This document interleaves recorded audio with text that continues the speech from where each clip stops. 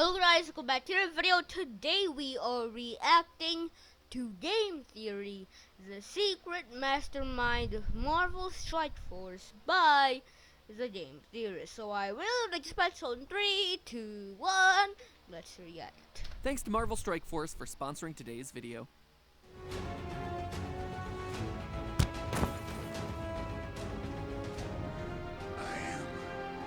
Inevitable. Wait, he didn't finish his line. I was... Wow, that was very anticlimactic. Just withers away, turn to ashes. Yeah. waiting here with a really great comeback, but he didn't finish his line, and now the moment's gone. Seriously, it's not easy for a human to hold all these stones at the same time. I am literally dying here. I was willing to do it for the big reveal. Is no one a professional in this town? Wrecker of worlds? More like destroyer of iconic movie moments. Forget the multiverse, the meme-verse was gonna love this thing. Seriously though, this... Oh, this is a rant. Did I go to Crafty or what? Effects department got a little bit too over-eager with their particulate effects. Why is he gone now? And I am Ultimus. What, there's a blue one now? And he's bigger? And he stole my line! My agent is gonna be hearing about this. Wow, just... yeah. Just withers away. In the snap of a finger. Literally. Always thought he talked too much. I don't know who that is. Probably a character Marvel Strike Force. I mean, the other thing in Game Theory is great. I don't know how many weeks it takes to edit the Game Theory or even make a full video of Game Theory. But it probably takes a long time because this editing is quality. It's mint. Hello, Internet! Welcome to Game Theory, covering games both big and small. Today we're diving deep into one of the biggest games stuffed into a phone yet, Marvel Strike Force. Now, if there was ever a game to prove that big things can come in small packages, well, this one is it, my friends. Strike Force is an official Marvel mobile game operating at not just the universal scale, but at the multiversal scale. Thanos snapping away half of life in the universe? Big whoop. Forget that shriveled up raisin, we got ourselves Ultimus, the big bad blueberry out to take down the entire Marvel multiverse. And in Strike Force, it's up to you to assemble your own squad of Marvel's biggest heroes and villains to stop him. At last count, I think there's like 124 characters. That's a lot of characters. Just saying. characters to choose from, including some familiar faces that haven't even appeared in the MCU yet, like the Fantastic Four and X-Men. So eat your heart out, Endgame. This is the most ambitious crossover of all time. But outside of the strategy components of concocting the ideal team structure and figuring out how to best use their abilities in what can sometimes be very long, challenging battles, what most surprised me was the amount of plot that's actually put into this mobile game. Mission by mission, it tells the story of Nick Fury's newest team, Strike. And since you know that man loves his acronyms more than he loves cats and eye patches, you know that those letters are gonna stand for something. Strike in this case stands for Special Tactical Reserve for Interdimensional Key Events. Not to be confused with the Strike that's appeared in the movies, the Special Tactical Reserve for International Key Emergencies. Now, if that sounds familiar, well, it should. Those guys were in Captain America the Winter Soldier and Avengers Endgame as the undercover Hydra agents. So, important distinction to make here early on in the video, Marvel Strike Force equals good guys, MCU Strike Force equals undercover Nazis. Anyway, the key event that Strike has to deal with in the game is the threat of Ultimus. Ultimus is a Kree warlord and Eternal, wink wink for the new movie, who basically played Smash Brothers one too many times and started thinking, hey, brainwashing the good guys to do my bidding is a pretty good evil plan. And so he set off across the multiverse to collect the free will of every character that you know and love and shove them into red orbs. He's kind of like the Ash Ketchum of the Marvel Yeah, just a Pokemon catcher. You're gonna be broke if you don't get that reference, and you're not watching my channel at all. That's my most popular video. If he's a Pokemon trainer, then he's broke. Pokemon masters are broke, as the song says. I'm gonna put that video here. If you don't get the reference, alright? Multiverse. In the game, we're on Nexus Earth, the center of the multiverse, which, if it falls, gives Ultimus a gateway to all the other universes. And here's where things get weird. You see, to stop him, Nick Fury hands complete control of Strike over to you. You, the player, are simply known as Commander. Heck, you're not even asked your name until you level up a bit, and yet nobody so much as questions your absolute authority. We're talking Spider-Man, Kingpin, Punisher, Nick Fury himself. These are people who do not like to play nice, and yet they just kind of accept you as protector of the multiverse. And so that got me thinking a little bit, who are we? Like, obviously we're the player, but who in this canon has the power to boss around everyone from Nick Fury to Kingpin with no questions asked in such a high-stakes scenario? The likelihood of you just being a nameless higher-up leading a command seems highly unlikely considering how robust the Marvel fictional universe is. So then, what character do we play here? Who is the all-powerful commander that we're in charge of in the face of Earth's new greatest threat? Well, be prepared to be shocked. It's a name that you're all gonna recognize, but never in a context like this one. And remember, I'm gonna put a guess out. Thanos? No. Who does Nick Fury trust to be the commander? Actually, he's not gonna be in the game. He's not gonna be a character in the game because it's you, right? So, I am gonna say it is Ultron. Ultron is revived. I don't know, but I'm just gonna say Ultron because that's me. since this is just a theory, my personal theory. These are my personal findings and do not reflect the opinions of Marvel or Fox Next, the games maker. They wanted me to include that because apparently they're not all that confident in my... I mean, he's getting paid from Marvel Strike Force, so he doesn't want to mess his things up because if he does, he's not gonna get paid. They're paying big money for this because it's Marvel and it's owned by Disney. And if you're sponsored by Disney, you have big money. Just like PewDiePie. I don't know.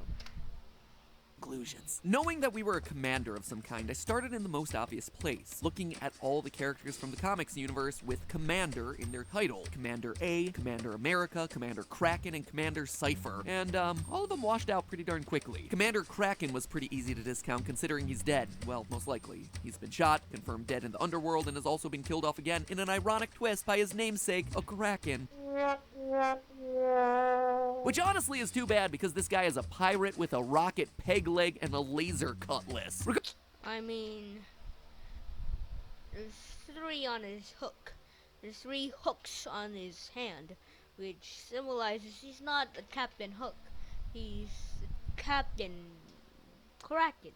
Regardless, any way you slice it, this guy is just not going to be commanding a whole lot of respect from Earth's greatest heroes and villains. Plus, he isn't quite fit for space. He is purely a seaman first and foremost. Our second candidate, Commander Cypher, only appeared in 4 comics as part of the limited Sabretooth and Mystique series. She's a key leader of AIM, an organization of scientists dedicated to overthrow of governments by technological means, which didn't seem like the type to join up with Nick Fury's cause here. And sure enough, she isn't. No other AIM members are a part of Marvel's Strike Force, or at least not yet, which means that Commander Cypher also is striking out. Bachelors number 3 and 4 actually introduce some interesting possibilities. The first, Commander A. Real name Kyoshi Morales, he's a Captain America who comes from the 25th century and exclusively appears Wow, 25th century, yeah. They have a long time to go. in the Captain America Corps comics with his signature plasma throwing shields. Meanwhile, we had ourselves Commander America, yet another limited run comic character who's yet another descendant of the Cap that we all know and love. I mean, he said that it's a name that we will all recognize. So it is not any of those people because it's the name that we're all gonna recognize. I'm pretty sure. He's a bit closer to the present time, operating in the 22nd century, the result of generations of genetic engineering. His name, Steve Rogers 5. Well, it's technically Steve Rogers V, but I'm assuming that... Yeah, Steve Rogers the 5th, because that's because his great-great-grandfather is Steve Rogers of the 21st century, which is Steve Rogers which is Captain America, which is, yeah, there. V is just Roman numeral V. And while both of these were promising candidates at first, what eliminates them both are actually the problems with their universes. You see, unlike other mainline characters who appear across pretty much every other reality out there, these specialty versions of Captain America aren't guaranteed to exist in any given reality, with Commander A coming specifically from Earth 11831 and Commander America hailing from Earth 90210. Sorry, that's Commander Beverly Hills. I meant Earth 90110. In Strike Force, we're on Nexus Earth, presumably Earth 616, and we need a commander who either spans all possible realities or just has himself a copy in each possible reality. These guys are just too special, too limited edition to do the job. So with those 4 commanders out of the way, I started to broaden my search. Who would want to protect the multiverse and would have such incredible trust from good guys and Doctor Strange? I don't know. and bad guys alike? Well, who else but the creator of the multiverse? Big problems like Ultimus require even bigger solutions, and Oh, yet who's the creator? I forget. Is it Dr. Xavier? Is that? I don't remember. yes, alright? canonically, there is a character who did make this multiverse. Stan And no, Lee. his name is not Stan Lee. Instead, this character is known as the One Above All. While often referred to as a he, the One Above All can take any form that they choose, and so could just as easily be any gender, just like any of the players out there could be in Marvel Strike Force. But you see, there's one major issue with this guy, and that's the other players. In Strike Force, the other players are all canon as well. You're working with them as an alliance to take down Ultimus, uniting with other commanders to complete large raids and participate in alliance wars. Players can even communicate with each other using the in-game chat application, which is on an unexplained interdimensional network. The One Above All exists beyond the multiverse, having created it themselves, and thus doesn't have infinite different copies of himself running around in all the different universes. So we have to think a bit smaller scale, and think about a Alright. character who exists independently within each multiverse, one that can also communicate with other versions of themselves freely. Luckily, Marvel canon provides us with the perfect candidate, and it's one that we all know and are familiar with: Merlin. Yes, that Merlin. Magic wizard, tall hat, King Arthur's Merlin, that guy. He is a canonical figure inside of the Marvel I don't recognize that name, Merlin. I really don't.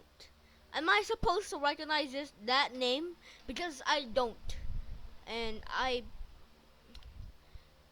don't know why that name should be recognized, but I just don't recognize that name at all. universe. Except, in the Marvel universe, his name is spelled with a Y because it makes him that much cooler, and also that much higher scoring in a game of Scrabble, provided you're allowing proper names. Anyway, it's worth noting that Merlin isn't just lightly canonical either, not just some passing character in these universes. He's a key player in huge multiversal events from the Marvel canon. To be more specific, Merlin has existed in the Marvel Comics universe for eons, appearing as early in the timeline as 18,000 BC, but also is capable of traveling through time to be the Merlin that we all know from Arthurian legend. Canonically, it was believed that Merlin was born on an alternate Earth as a member of a race of immortal, powerful beings, only to eventually become a student of the world's Sorcerer Supreme, eventually rising to the role of Sorcerer Supreme himself. Eat your heart out, Doctor Strange. From there, Merlin becomes a pivotal character in the Black Knight story arc, where Percy, one of King Arthur's knights, takes on the secret identity of the Black Knight in his fight against Arthur's evil nephew Mordred. When Percy ends up losing the battle and dies, Merlin keeps Percy's spirit alive by casting a spell allowing it to pass on to new generation of Black Knights. The Black Knight then goes on to be a recurring member of the Avengers, even taking over the leadership role at times when Captain America is absent. It's also worth noting that both Merlin and the Black Knight in the comics have been known to get involved with the Eternals every now and then. In the modern age, Merlin lives on to protect the Marvel This episode is sponsored by Marvel Strike Force. We saw it in the beginning. We're probably gonna see it in the end. I don't need to just label it in the middle of the video, alright? Just throw things off. It's right at 10 minutes right now. That's probably on purpose for something. It's right around 10 minutes. It's right on 10 minutes. Pinpointed at 10 minutes. I know why you put that there, but it's for a reason. Omniverse to this very day. In fact, Merlin's official title in the comics is Protector of the Omniverse, a title he passes on to his daughter before taking it back after her death. If that sounds a bit confusing, well, that's the point, actually. Merlin's story, even his name, change frequently throughout the comics, as his character purposefully attempts to confuse and misdirect other characters about his true nature, which, wouldn't you know it, is also true of all the players playing Marvel Strike Force, all with radically different names, all with radically different appearances and background stories, all within their own universes, but communicating with each other. Also importantly, unlike the one above all, there are canonically multiple Merlins in different universes. Exactly what we need for a game that has itself a multiverse of commanders across its player base. And not only that, these infinite Merlins in their stories have been known to form a gestalt, allowing them to freely communicate with each other in order to solve multiversal threats. Sounds kind of like hundreds of players using an unexplained multi-universal communication system to unite against the big blue baddie himself of Ultimus. Most important to the core of the Strike Force experience, though, is Merlin's ability to travel through time. Merlin is described as being able to travel through time forwards, backwards, and sideways. It's a very interesting description. Sideways? How? Forwards? Yeah, going to the 22nd century and over. Backwards, 20th century, 19th century, and back. But sideways? Sideways? That makes no sense. How would you go sideways to travel through time if there is no sideways? It's only forward and back. How do you... It's like a road without any ways to turn right or left. It's just a straight road. You can go forward, there's a U-turn, so you can go back. But you don't have any left or right turns. So how do you do that?